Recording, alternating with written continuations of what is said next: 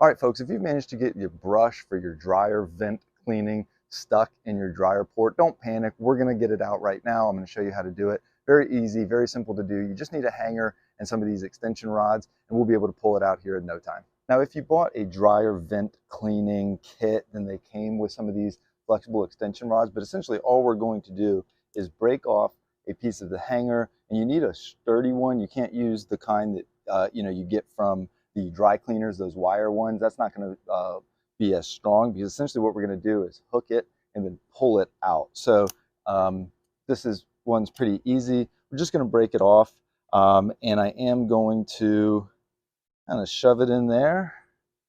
Well, we're going to put it right next to it and then just tape it. And if you watch other people's videos when they're doing the dryer vent cleaning, they'll tell you to tape these rods together. I did that, and I promise you it didn't work. They just broke right off. So if you do this, don't be surprised or alarmed or panicked. We're just simply going to tie this or tape this up really well. And this tape came with the vent cleaning system that I got, and it was very inexpensive and easy to use. So essentially all we're going to do here, you get the general premise, is this is lodged up in there. We're going to take the hook here and pull it out. All right, so now what we're going to do is simply fish this up through the dryer port until we can hook it.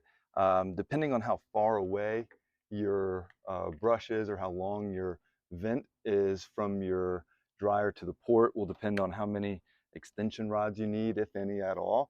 But essentially, all we're doing is fishing this in until you can feel it. And you want to hook it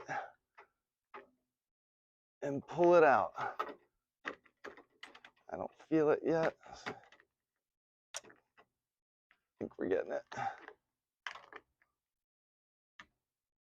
Trying to do this one-handed on a ladder. It's a little tough. Got it.